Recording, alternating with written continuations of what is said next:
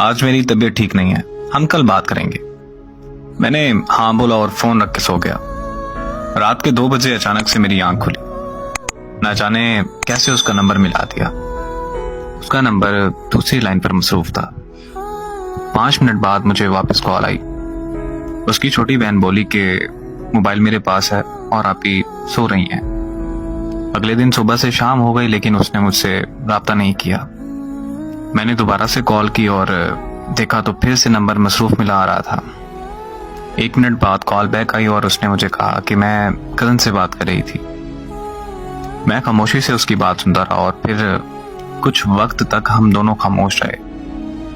फिर वो कहने लगी कि अगर ऐसे ही खामोश रहना है तो मुझे बता दो, मैं कॉल बंद कर दूं। मैंने मुस्कुराकर कहा जैसे तुम्हें ठीक लगे। उसने कहा कि ओके, अब मुझे कॉल मत करना। बस ये कहकर उसने कॉल बंद कर दी।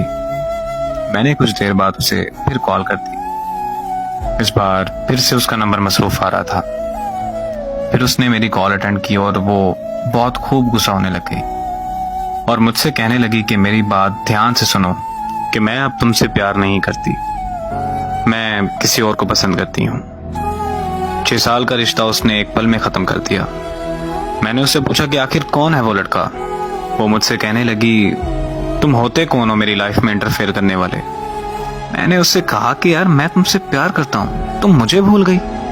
इतने में उसको किसी और की कॉल आई और उसने मेरी कॉल कट किए बगैर उसकी कॉल रिसीव कर ली। मैंने कॉल कट नहीं की। कुछ देर बाद उसने कॉन्फ्रेंस कॉल ले ली। कॉन्फ्रेंस कॉल में लड़का बोला कि हाँ भाई, तुम्हें क्या मसला है। तो मैंने कहा कि तुम होते कौन हो मुझसे ये पूछने वाले। तो वो मुझे कहने लगा कि ओ यार कॉल कट करो और सो जाओ। तो साथ में ही वो बोली कि नहीं जान, ये ऐसे बात नहीं मानेगा, आप इस पागल को इग्नोर करें और मुझसे बात करें। तो वो लड़का बोला कि हाँ मैं भी तो देखूं कि ये कब तक कॉल कट नहीं करता। मोहब्बत में सितम की मिसाल और क्या तुम है। मैंने अपने महबूब को किसी और के साथ रोमांस करते देखा है। वो वक्त गुजरता गया और मैंने बहुत मुश्किल से खुद को संभाला। 3 साल बाद मुझे एक रॉन्ग नंबर से कॉल आई। मैं कॉल अटेंड करते ही उसकी आवाज पहचान गया। वो बोली कि कैसे हो तुम। मैंने उसे कहा कि तुम काम की बात करो बस।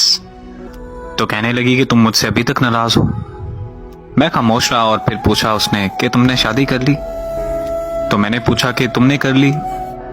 तो वो बोली कि लोग जिस्म चाहते हैं, शादी कहाँ करते हैं लोग। बात यह है कि जिससे आप मोहब्बत करते हैं उससे कभी मोहब्बत खत्म नहीं होती, लेकिन इस तरह करने से आपकी जिंदगी में उस शख्स का वजूद चला जाता है।